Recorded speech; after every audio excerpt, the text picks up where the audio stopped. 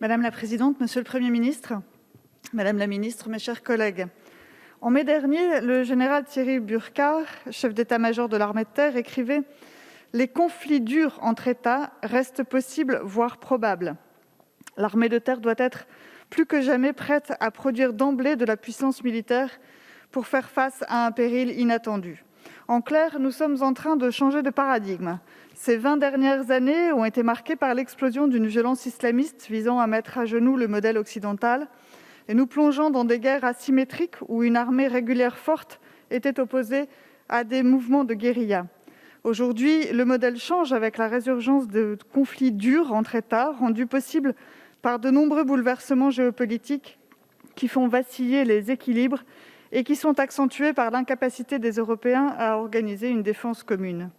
Incapacité qui prend ses racines dans nos propres fragilités nationales, où l'idée même de nation est sclérosée par un communautarisme exacerbé, par nos fractures sociales et notre perte d'identité. Une fragilité qui rend si difficile un esprit de cohésion nationale, pourtant indispensable pour organiser notre défense.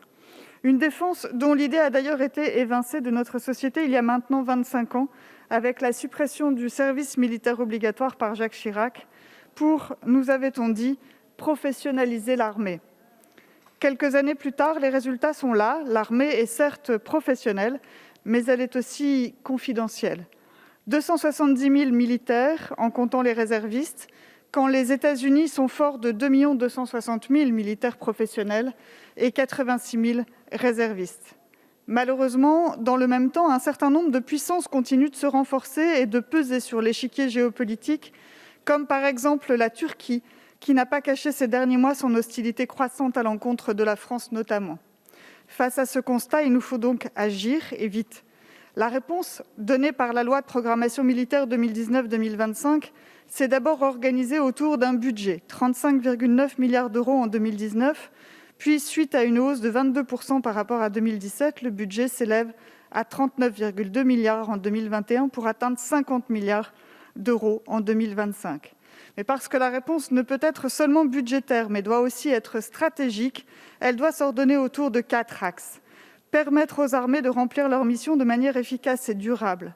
Renouveler leurs capacités opérationnelles permettant de répondre aux besoins immédiats et de faire face aux engagements futurs. Garantir l'autonomie stratégique et contribuer à la consolidation d'une défense en Europe. Et enfin, innover pour faire face aux défis futurs. Alors oui, certains points positifs sont à saluer. Je pense à l'amélioration de l'équipement individuel des soldats, salué sur le terrain, et à l'arrivée de nouveaux matériels, avec par exemple la livraison cette année de 157 véhicules blindés Griffon, 20 blindés Jaguar, une nouvelle frégate multimission pour la Marine nationale et 3 nouveaux avions MRTT Phénix pour l'armée de l'air et de l'espace. Je pense aussi évidemment au soutien apporté aux familles de militaires à travers le plan famille, initié en 2017 pour 530 millions d'euros, ou encore l'effort porté sur le renseignement, outil indispensable pour faire face aux enjeux géostratégiques d'aujourd'hui comme de demain. Si ces points sont à saluer, il n'en reste pas moins quelques loupés qui viennent ternir le tableau.